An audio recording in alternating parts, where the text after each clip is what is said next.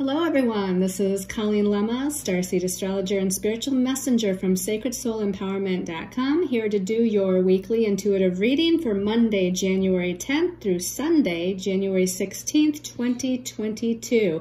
And this is take number 3, by the way, because I'm recording this during a Mercury retrograde. I should actually start doing outtakes, right, to show at the end of the video. So anyway, this is just a reminder that we are in the middle of the month of January 2022. So if you haven't already watched the monthly intuitive reading for this month, please go onto my YouTube channel so that you can hear all about the energies for the month of January and the astrological transits of significance, messages from our angels and guides through the cards, and a special message card from a different deck depending on your stone of choice. So for this week's weekly reading, let's go ahead and start by taking a look at your stones of choice. All right, so these are all special intention pendants this week. And the first one is Aqua Aura. So this is kind of this beautiful ocean blue, I'm going to call it, Aqua Aura crystal pendant. This is wrapped in silver wire. It's Reiki charged with the vibration of Master number 22, the number of spiritual power on all planes and the energy of the Master Builder. It has infused into it the energies of Uranus, the planet of higher dimensional energies and connection to the God mind, the opening and balancing of the throat, ears, and crown chakras for speaking one's truth, increased clairaudience, and receiving higher information and messages from the angelic realm. And it has infused into it the energies of Archangel Michael, the Archangel of protection against psychic attack and energy drain, as well as leading one to the next step on their destiny path. All right. So pendant number 2, or crystal number 2 here, is Sleeping Beauty Turquoise. And this turquoise is wrapped in silver wire, and it's Reiki charged with the vibration of Master number 33, the number of Christ consciousness, energy, and protection. This one also has the qualities of Uranus infused into it. Uranus, the great awakener in connection to the God mind, activation of the crown chakra and throat chakra to channel higher information and to channel it through writing or speaking. And it has the guidance and assistance of Archangel Michael to lead one to their highest destiny path, as well as Archangel Gabriel to receive and speak truth and the messages from Great Spirit or Divine Source. And then your last stone of choice here.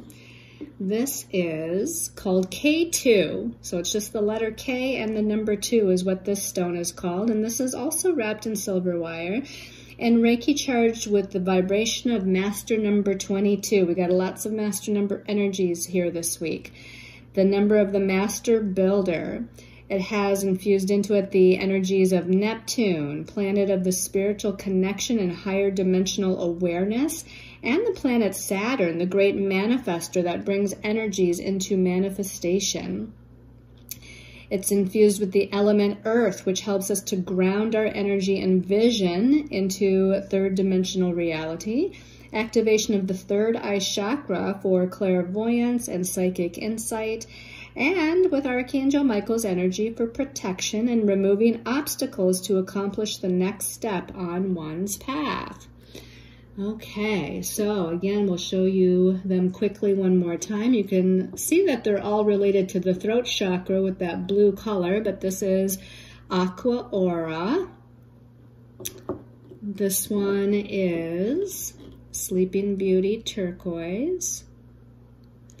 And this last one here is called K2, which is a nice kind of a tan or beige stone with lots of little of that blue energy flecked in it. Okay, so let's talk a little bit about the astrology this week. So we start out on Tuesday, the 11th of January, with Mars, the warrior, planet of energy and action, in fire sign Sagittarius. So we have fire planet Mars and fire sign Sagittarius. So he wants to move forward quickly here. But on Tuesday, and we're going to feel this on Monday as it's building too, so Monday and Tuesday, it's actually challenging, or what we call squaring, Neptune. And Neptune is this very elusive planet that deals with the spiritual realm, which is great, but it also deals with illusion and confusion, things not being grounded or focused, or not based in reality. Sometimes it's based in fantasy. But again, miracles, magic, the imagination is also ruled by Neptune. But this is a challenging connection between these two. And since Mars is about action and movement, and Neptune is very elusive and not grounded or not focused, I want to say any plans that we have moving forward, what we're trying to do and accomplish, might be diffused a little bit. You know, Neptune has this way of diffusing the energies, almost as if it's usurping the energies and making it sort of disappear, or at the very least, confusing your direction, and things are not very stable or focused. And this is compounded by the fact that Mercury, the planet of the mind, the mental realm, is turning to retrograde motion on Friday the 14th. Now, it actually went into its shadow. Wow, I don't even remember exactly the date, but it's been a week and a half. It's actually been in its shadow, actually longer than that. Mercury went into Aquarius on January 2nd. And during this retrograde cycle, it's going to retrograde back into Capricorn. So actually, it went into its shadow time towards the end of December sometime. But I really started to notice it when Mercury hopped into Aquarius on January 2nd. That's when I recognized a lot of my computer issues or technological issues, things that were just going awry. And maybe you did too. But on Friday the 14th, it officially turns retrograde at 10 degrees of Aquarius. It's going to retrograde, you know, for about 3 weeks. It's going to dip back into Capricorn for a time. And the thing is that Aquarius is very electrical anyway. It is a fixed sign, which means there can be some focus with a fixed sign. But Aquarius rules technology, and Aquarius rules electricity. So anything electrical or anything that deals with technology, like your phones, tablets, computers, even cars have electric, you know, or computer chip components to it. So anything like that, especially during this Mercury retrograde in Aquarius, you might find that there's some issues with that. Now, Mercury also rules our thoughts, our perceptions, and our communications. And so just like any Mercury retrograde, there might be miscommunication, missed meetings, you know, schedules that aren't jiving, having to cancel and redo something. So all of that, which is typical of Mercury retrograde, is part of this one too. I just think that with it being in Aquarius, which is an air sign, and air signs rule communication, and Mercury rules communication. So I think this one's a little bit more magnified in some ways. So again, the technology especially, I'm already, like I said, having some things going on. So on Sunday the 16th, and actually this happens pretty early Eastern time on Sunday the 16th, so we're going to say late Saturday the 15th as well, that we're going to be feeling this particular astrological transit. And this is the Sun connecting with Pluto. Now the Sun right now is in Capricorn, so Capricorn rules our career and our life path and our goals and our ambitions and our sense of inner authority, managerial or leadership kind of energies. It deals with father or father figure, which is why it rules authority energies. And the Sun in Capricorn connecting with Pluto. Well, Pluto is about death and rebirth and transformation, regeneration, power and control, manipulation sometimes abusiveness. But Pluto is here to assist us to rise from the ashes, right? It's the phoenix. The highest expression of Pluto, being the ruler of Scorpio, is that it rises from the ashes born anew. So it's this transformative energy. With the Sun coming together with Pluto, right after Mercury goes retrograde on Friday, right? Saturday, Sunday is when the Sun's connecting to Pluto. We might have issues with authority. We might have some power and control issues with authority where we're needing to take back our power, own our power, not allow ourselves to be disempowered, especially in the career and the workplace, because Capricorn, you know, deals with that realm of who we are out in the world and our job, our work, our career, co-workers, our boss, you know, things of that nature.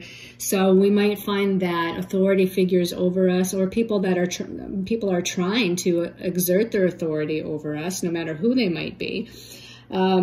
This is all building to a full moon. Now, the full moon isn't actually this week, not technically, but the full moon is on Monday the 17th. So we'll talk more about that in next week's weekly reading, but just know that as Mercury goes retrograde on Friday and the sun connects with Pluto on Sunday morning Eastern time, that we're building into this magnified full moon in Cancer energy. So everything's going to be, especially emotional actions and reactions, are going to be magnified and intensified. Okay. So let's go ahead and take a look at what our angels and guides have to say, or has for a message for us for this week from our Animal Wise Tarot deck. So turning over the first card, okay, we have the Five of Ancients. This is the Five of Wands, or the Five of Fire in the traditional tarot. In this deck, it's the gecko, and it says, do what we must in struggles. Well, whenever we see the number 5 in the tarot, you know, we could have the Five of Wands, the Five of Cups, the Five of Swords, the Five of Pentacles. Usually it's energies that are not very grounded and focused. A little bit of chaotic, all over the place sort of energies happening. And with this one being the suit of Wands, it has to do with the creative, spiritual realm, okay? So energies, again, are flying all over the place. And isn't it interesting that this is the fire suit, or the wand suit, and we have Mars, the fire planet, and Sagittarius, the fire sign, right, on Tuesday, challenging Neptune, which I said brings in sometimes maybe a lack of focus, a lack of grounding, a little bit of chaotic energies. You know, you're trying to move forward, but you're getting kind of redirected, or, you know, confused and maybe even forgetful, and trying to maybe do too many things at once even. That's a Sagittarius thing, right? Trying to do too many things at once and losing your momentum. And so this one here seems right on target for the beginning of the week. Do what we must in struggles. So it does seem like, or feel like, there's going to be some challenges. A lot of times with the number 5, there's a lot of things needing to be juggled, a lot of things going on. You got your home life, your career life, the money realm, your relationship realm. You have all of these different things going on in different sectors of your life. And we have to try to stay grounded and focused. So we have to do what we must through those challenges. All right, let's go ahead and take a look at the next card here. The next card is the 8 of Winged Ones. The suit of Winged Ones in this deck is the Swords, or the air. And remember that Mercury is in Aquarius, which is an air sign. Mercury rules the mental realm. The Swords, the suit of Swords, rules the mental realm. So we have the 8 of Winged Ones here, and it says time to free emotions and anxieties. And so it's indicating again that we're going to be experiencing maybe some heightened emotions or emotional reactions, maybe within ourselves, maybe from other people. We're going to be feeling more nervous or anxious with what's going on. Maybe we know what the anxiety is all about. And I know a lot of people that are not knowing where this anxiety is coming from. It might be picking it up empathically from other people or on a collective level. Mercury in Aquarius right now, retrograde or not, might bring that ungrounded anxiety feeling, right? Your thoughts, your perceptions, ideas kind of floating around in your head. Well, Aquarius can have that very unusual, ungrounded, kind of strange and unusual sort of effect. And because Aquarius, as I mentioned earlier, is electrical, right? It rules electricity. It has that electrical, ungrounded feeling to it, almost like, I hate to say, putting your finger in a light socket. You know, it kind of has that feeling to it. Not that you're ever going to do that, but, you know, you kind of get this jolt of anxiety, this jolt of unsettling energies, especially, again, on the mental realm here. Now, the number 8 numerologically is about our sense of power, Well, the number 8 can be about career and money and finances, but spiritually, the number 8 is about our sense of power or empowerment. And we do have that sun connecting to Pluto as well. So this could be maybe communications that are disempowering, or communications from an authority, because the number 8 deals with authority figures. Perhaps we're having some communications with someone who's in a position of authority or exerting their power or control over us. And we're needing to, through our communication and through our own perceptions too, is just own our power and be in our power and free ourselves again from these anxieties.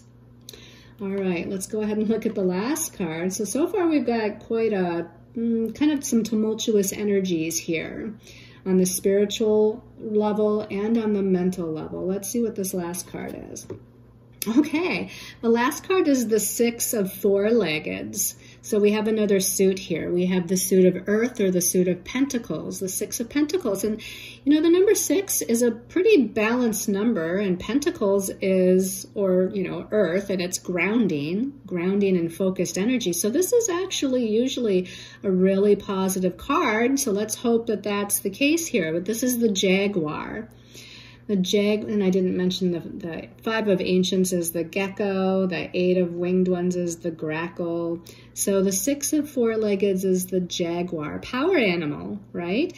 It says reclaiming power and fruits of labor. So one thing this is telling me is that, again, we might have some power and control stuff going on, miscommunication with the Mercury retrograde. We need to speak our truth and take back our power, possibly.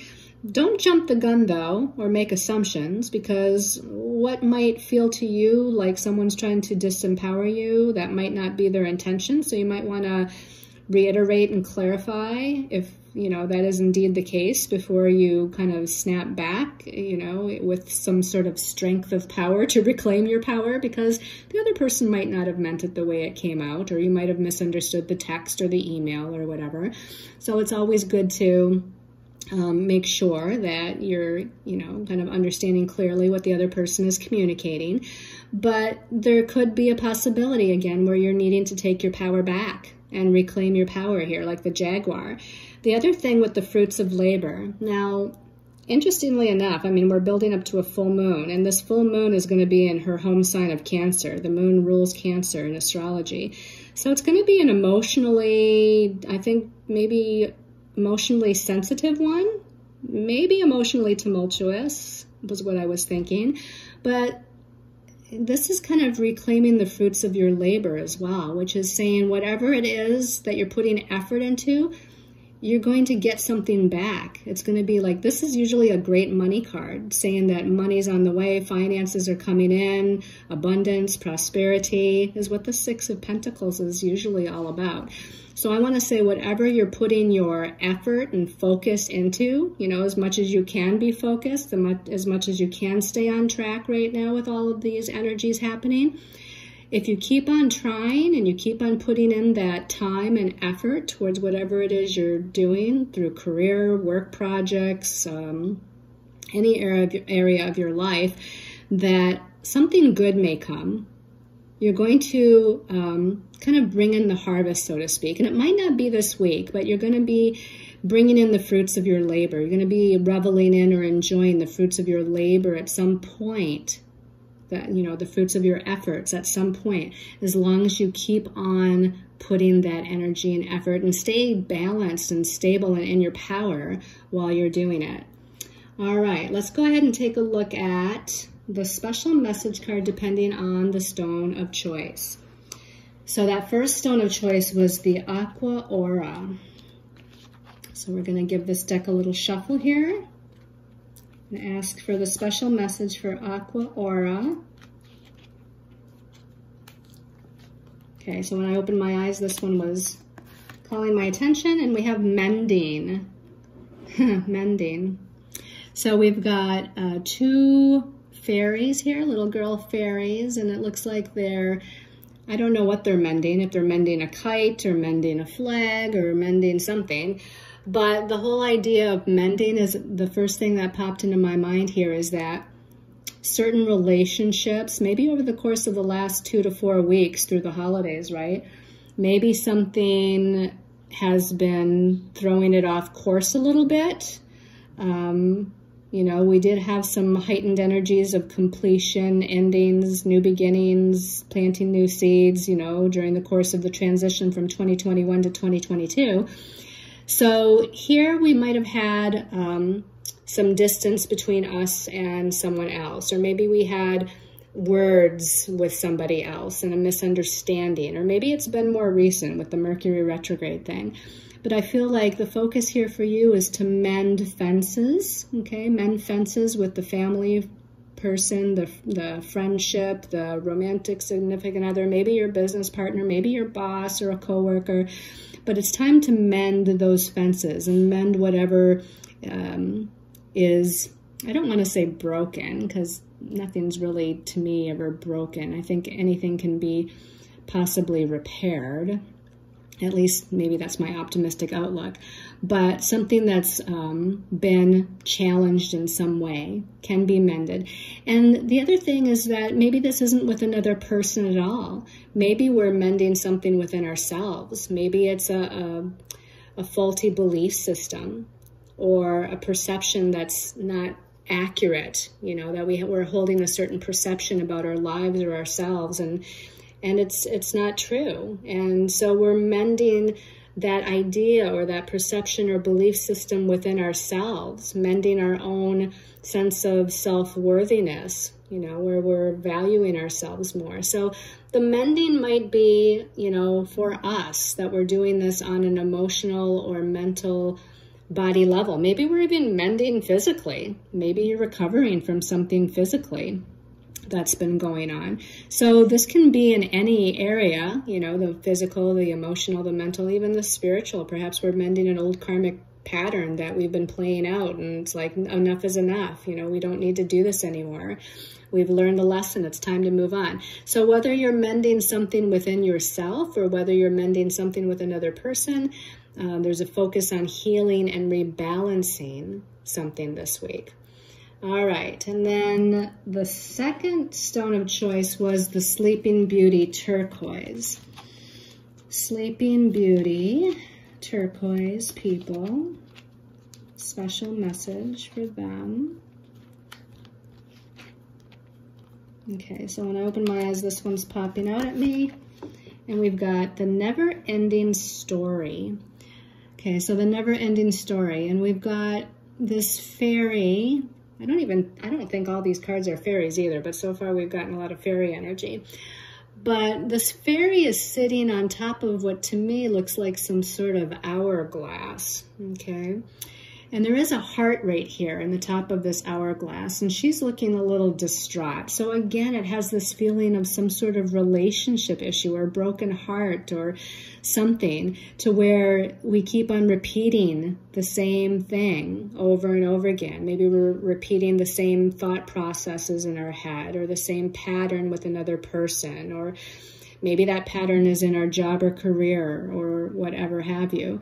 It does feel like there's more of an emotional connection with whatever this is about because of that heart there. But this is saying that something may take a little bit of time. First of all, to me, the hourglass, again, we're repeating some sort of pattern again and again, then we turn over the hourglass, and then it repeats again. We turn over the hourglass. So we're continuing to move through this pattern again and again and again. But the other significance of the hourglass is to have a little bit of patience, and it might take a little bit of time, but you're going to heal through this.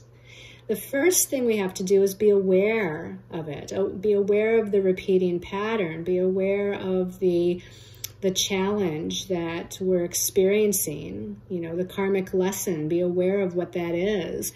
Don't get pulled into the energies of sadness or depression or being overly distraught or anxious or beating up on yourself like this fairy seems to maybe be doing. Instead, pick yourself up, stand up high onto that hourglass, and know that with patience within yourself and with a little bit of time, you can kind of stop that story. You know how people say we tell ourselves a story, or that's the story we're playing out in our lives. Well, it's time to kind of recreate the story. It's time to write a new ending to the story, or write a new chapter to the book, right? So we don't have to read that same book and that same story and live that same story over and over again. So it's time to, again, create it in a new way. We are the creator of our reality through our thoughts, words, actions, you know. So the first thing we have to do is have the awareness of what it is that needs to be changed, have patience within ourselves, and then rewrite the story to have a different ending next time. All right. And then for those of you that chose the K2 people, give a little shuffle here, asking for the message for the K2 people.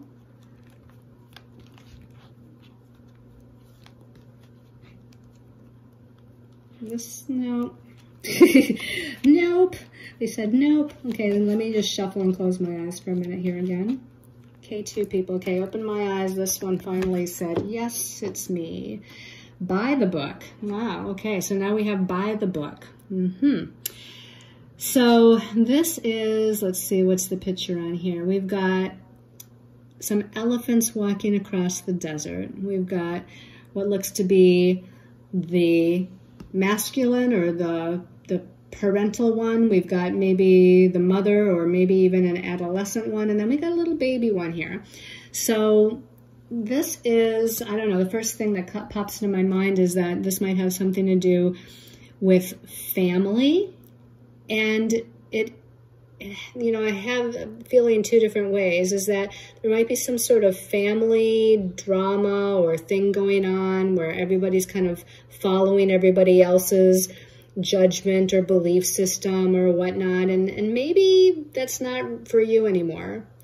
Maybe you don't need to follow the herd anymore. So the herd might be your family. Maybe the herd is your, you know, friends, your group, a group of acquaintances at work, whatever it might be. But I have this feeling that we don't all need to follow one another. We don't need to all follow the herd. Now, I did say that I had this family feeling, but not just like biological family in this present moment, but I also felt like this might have something to do with the ancestral family. Like this is the family line of something that goes back generations, that we don't have to live, again, by the book anymore. You know, what the great-grandfather or the grandfather, you know, what the whole family line, it's like, oh, we've always done it that way. That's always been the belief system. That's always been how we've lived things. That's always been the pattern within the ancestral line. I don't feel like we have to do that anymore. Sort of like that never-ending story in a little bit of a way. But I feel like it's time to heal the family pattern. We can stray. If we're the more present generation here, following the older generations, we don't have to continue on. I mean, we can love our family line and our family tree. We can give love and show love to those family members in our lives now. But we don't have to do everything exactly the same way, think the same way, perceive the same way, work the same way, love the same way. We don't have to do it by the book. We're allowed to be our own individual selves and stray a little bit. You know, show your uniqueness, show your independence, okay?